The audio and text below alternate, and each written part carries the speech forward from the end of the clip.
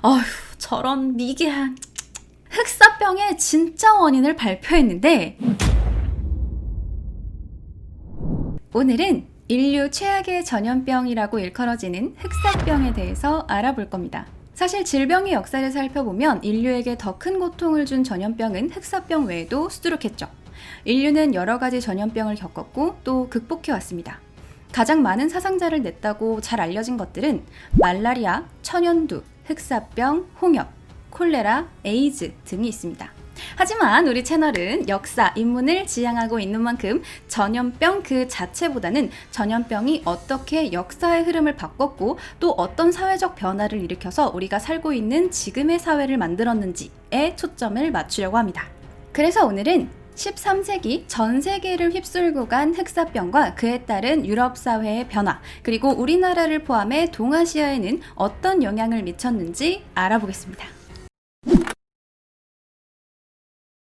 14세기 1, 2차 세계대전을 합친 것보다 더 많은 사람들을 죽게 만든 엄청난 살인마가 등장합니다. 이 살인마는 이후 전 세계적으로 약 1억 명의 사상자를 냈습니다. 인류의 역사도 통째로 바꾸어 버렸죠. 그 이름도 유명한 흑사병입니다. 주로 유럽의 피해만 알려져 있지만 아프리카와 아시아의 피해도 극심했습니다. 같은 시기 중국과 우리나라에도 발병했죠. 흑사병의 원인인 패스트균이 어디에서 유래했는지 사실 정확하게 밝혀지진 않았는데 중국 유래설, 인도 유래설 등이 있었지만 가장 최근 DNA 추적에 따르면 중앙아시아 스텝지대에 서식하는 설치류에 기생하던 쥐벼룩을 중간 숙주로 하는 패스트균일 가능성이 유력하다고 합니다. 흑사병이라는 이름이 붙은 이유는 이 병의 증상 중 하나인 피부의 혈소 침전 때문에 피부가 검게 썩는 것처럼 보이기 때문입니다. 흑사병에 걸린 사람들은 온몸에 종기가 나고 하루 이틀 이내에 피를 토하며 고통스럽게 죽었습니다.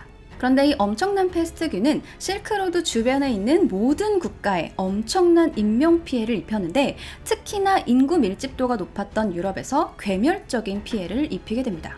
자, 그럼 도대체 어떻게 흑사병은 유럽에 오게 된 걸까요?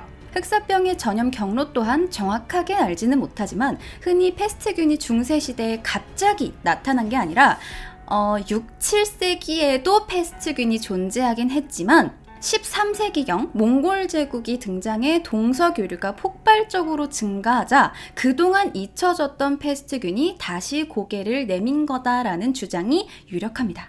당시 활발한 정복 전쟁 중이었던 몽골 제국은 크림반도에 다다랐고 제노바 공화국의 식민지이자 항구 도시인 카파를 포위하게 됩니다. 카파는 현재 페오도시아라는 지역이에요. 하지만 지지부진한 공선전 끝에 4년을 허비한 몽골군은 투석기로 병에 걸려 죽은 시체를 도시 안에 던져놓고 돌아가게 됩니다. 시체를 던져놓는 것은 당시에도 수성 측의 사기를 꺾기 위해서 종종 사용되던 전술이었는데 문제는 이게 그냥 죽은 시체가 아니라 바로 흑사병에 걸려 죽은 시체들이란 점이죠. 앞서 말했다시피 흑사병의 원인균인 패스트균은 이미 이전부터 존재해 왔는데 몽골 군대가 정복지에서 풍토병으로 까맣게 죽은 사람들을 생물학 무기로 사용하게 된 겁니다. 이것은 기록으로 남아있는 최초의 생물학 공격이기도 합니다. 아무튼 몽골군이 물러간 뒤 카파에는 다시 평화가 찾아오는 듯 했죠. 무역도 다시 정상화됐습니다. 카파로 온 상인들은 언제나처럼 물건을 가득 싣고 이탈리아로 뱃머리를 돌렸습니다. 그런데 이때 그 유명한 죽음의 배 사건이 일어나게 됩니다. 흑해를 건너 이탈리아로 향하던 제노바의 상선이 몇 주의 항해 끝에 시칠리아 메시나에 도착했는데 배 안에는 살아남아 있는 선원이 거의 없었던 겁니다. 운 좋게 살아남아 있던 선원들도 온몸에 달걀만한 검은 종기가 덕지덕지 붙어 있었고 종기에서는 피고름이 나오고 있었죠. 시칠리아 당국은 이 소식을 듣고 선단을 즉시 추방했지만 선단이 떠난 후 항구 주민들 역시 비슷한 증상을 보이며 죽어가기 시작했습니다. 그리고 이미 흑해에서 출발한 다른 선박들도 터키와 그리스, 이집트 등 교역로를 따라 패스트균을 전파하고 있었고 이 원인을 알 수 없는 전염병은 삽시간에 유럽 전역으로 퍼져나갔습니다. 중세 유럽의 흑사병 대응은 아주 참담했는데 그렇다고 마냥 비과학적인 방법으로만 패스트균을 다루진 않았습니다. 당시 사람들도 감염자와의 접촉을 통해서 병이 옮는다는 걸 알고 있었죠. 전파 초기 이탈리아와 프랑스, 마르세유에서는 입항자를 40일 동안 격리해서 흑사병의 전파를 막으려고 시도하기도 했습니다. 검역을 뜻하는 쿼런틴이 여기서 유래하기도 했어요. 또한 흑사병 접촉자들을 격리시키고 사망한 환자의 유품들을 태우는 등 나름의 방역 조치를 시행했고 밀라노 등 몇몇 대도시들은 덕분에 큰 피해를 막을 수 있었습니다. 참고로 여기서 밀라노가 실시한 격리란 지금처럼 나라에서 쌀도 주고 간식도 주는 격리가 아니라 흑사병이 의심되면 우르르 달려가서 대문을 틀어막고 환자랑 가족들이 싹 다 굶어 죽을 때까지 집에 가둬놓는 겁니다. 나름 이렇게 열심히 노력했지만 역시 시대적 한계로 인한 의학 지식 부족과 위생에 대한 기초 상식 극복을 할 수 없었고 많은 사람들은 흑사병이 신이 내린 재앙이라고 생각했고 신앙의 힘으로 병을 극복하려는 움직임이 일어납니다. 림프절 흑사병의 경우 쥐벼룩을 통해, 폐 흑사병의 경우 지금의 코로나랑 비슷하게 비말과 체액, 배설물들을 통해서 주로 감염되는데 두 가지 모두 사회적 거리두기, 그러니까 환자와 접촉하지 않는 것이 최선입니다. 그러나 사람들은 누가 보균자인지 어디에서 벼룩에 뛰어다니는지도 모른 채 바글바글 몰려서 신한테 기도를 하고 미사를 드리고 참회 기도를 합니다. 몇몇 사람들은 한술 더 떠서 채찍 고행단을 만들어 방방곡곡 순회하기 시작했는데 스스로를 채찍질해서 죄가 사해지면 흑사병에 걸리지 않을 거라고 생각한 거죠. 사람들은 채찍질 고행단이 자기 마을에 도착하면 버선발로 뛰어나와서 같이 참회 기도를 합니다. 사회적 거리두기를 해도 모자랄 판에 사람들이 다 같이 이 마을 저 마을 우르르 몰려다니면서 너도 한번 나도 한번 채찍질을 하고 다녔으니까 어떻게 됐겠습니까? 결과적으로 흑사병의 전파에 기름을 들이부은 꼴이 되고 말았습니다. 당시 유럽 최고의 의학기관이었던 파리 의과대학은 1348년 저런 미개한 흑사병의 진짜 원인을 발표했는데 흑사병의 진짜 원인은 바로 화성, 목성, 토성이 일렬로 늘어서서 지구에 치명적인 대기오염을 발생시킨다는 거였습니다. 와! 지구과학! 목성은 습함으로 땅에 사악한 수증기를 불러일으키고 화성은 극히 뜨겁고 건조함으로 이 수증기를 불태워 사악한 증기와 불이 공기 중에 가득하게 된다는 거죠. 뭔가 과학적인 것 같은 이 개소리는 당시 지식인들 사이에서는 정설로 받아들여졌습니다. 병의 원인 분석부터가 이 모양 이 꼴이니까 도대체 어떤 대응책이 나왔겠어요. 공기와 냄새가 병을 전파한다고 믿어서 거리마다 향기 좋은 나무를 태워서 병균을 죽이겠다고 하기도 하고 교회에 종을 계속 쳐서 성스러운 울림이 공기 중에 퍼져나가게 하기도 했습니다. 또 과도하게 높은 유럽의 인구 밀집도는 흑사병을 퍼뜨리는 또 다른 원인을 낳기도 했는데 12세기 중반부터 급속도로 성장한 인구를 농업 생산량이 따라가지 못했고 유럽의 경작지는 다양한 작물을 심기보다는 밀같이 인구 부양에 유리한 몇 가지 곡물만을 집중적으로 생산하게 됐습니다. 그 결과 유럽인들의 식단에서 전분, 그러니까 탄수화물 비중이 과도하게 높아지고 단백질이나 비타민, 미네랄 같은 다양한 영양소를 섭취하지 못하게 되면서 인구의 절대 다수는 만성적인 영양실조에 시달리게 되죠. 사실 인간은 영양 상태만 좋아도 각종 병에 대한 저항력이 높아집니다. 이건 반대로 말하면 영양실조는 곧 면역력의 저하로 이어진다는 이야기죠. 심지어 여기에 흑사병을 예방하겠다면서 멀쩡한 피도 뽑아다가 버리고 죄를 용서받겠다고 굶고 막 채찍질 해대는 사람이 있었으니까 면역력이 멀쩡한 게 더 이상한 거겠죠. 이런 흑사병이 몇 차례 소강기와 유행기를 거치면서 여러 해를 이어가게 됐고 유럽 전역은 초토화됩니다. 도시 행정력은 붕괴되어서 약탈 또한 빈번하게 일어났죠.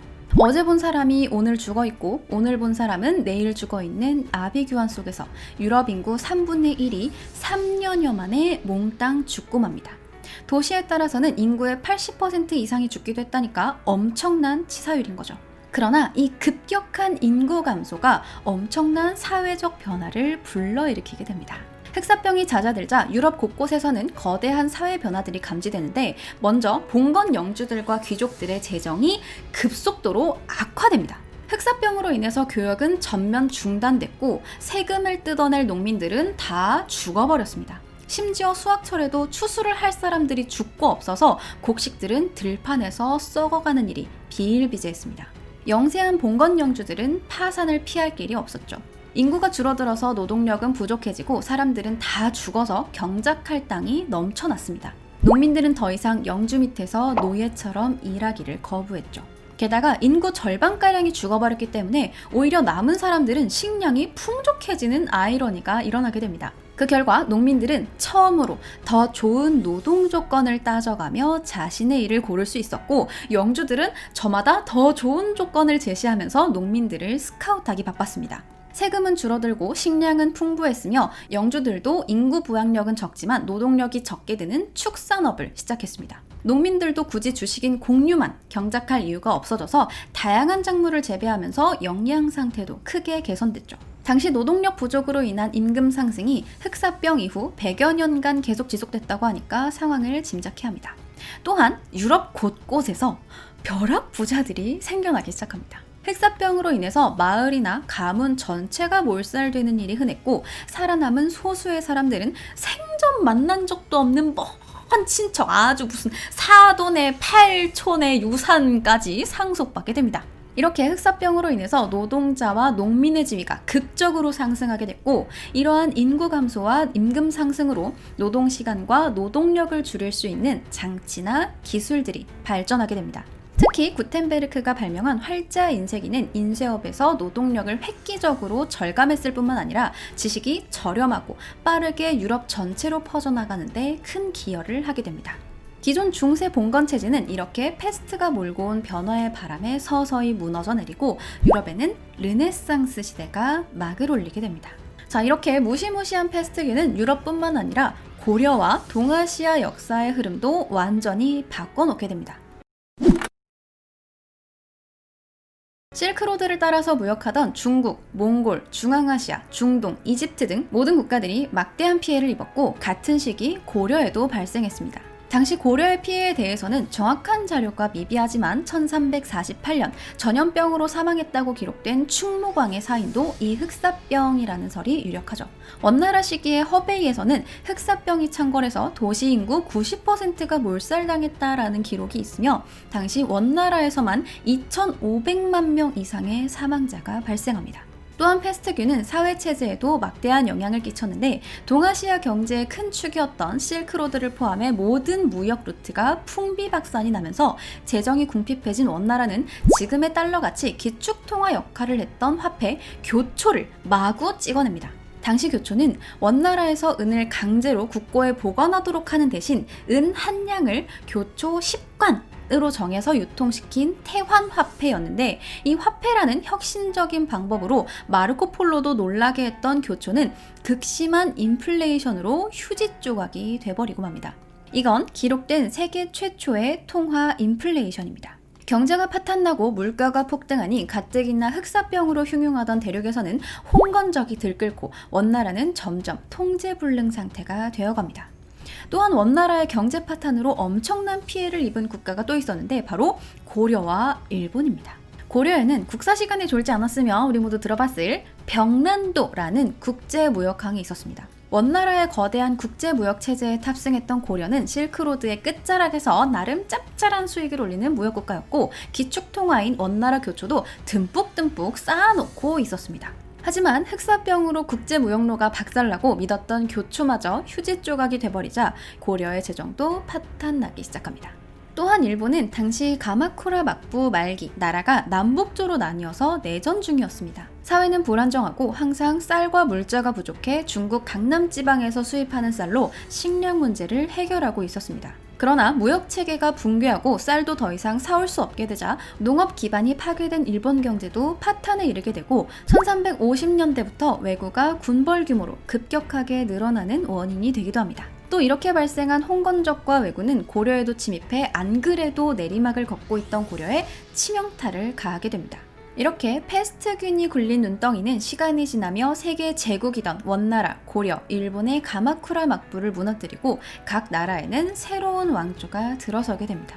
그리고 전 세계에 막대한 피해를 일으켰던 흑사병은 소강 상태에 접어들었고, 이후 공중보건 정책의 발달, 영양 상태 개선, 사람들의 자연 내성 증가 등으로 점차 위세를 잃어갔지만 몇백 년을 더 살아남으며 곳곳에서 산발적으로 전염을 일으켰습니다. 하지만 1928년 알렉산더 플레밍이 인류의 구원자라고 불리는 페니실린을 발견하고 항생제와 백신이 발달하며 치료제가 개발됐고, 위생, 영양 상태가 과거와 비교할 수 없을 만큼 개선되어 치료도 쉽고 관리도 수월한 질병이 됐습니다. 자, 이렇게 오늘 세계의 역사를 바꾼 흑사병, 변화에 대해서 알아봤는데 포스트 코로나 시대에 어떤 변화가 올지 예상하기 쉽진 않지만 과거에도 그랬듯 우리는 이 힘든 시기를 버텨내고 또 이겨낼 수 있을 거라고 생각합니다. 다들 힘내세요. 오늘 컨텐츠는 여기까지.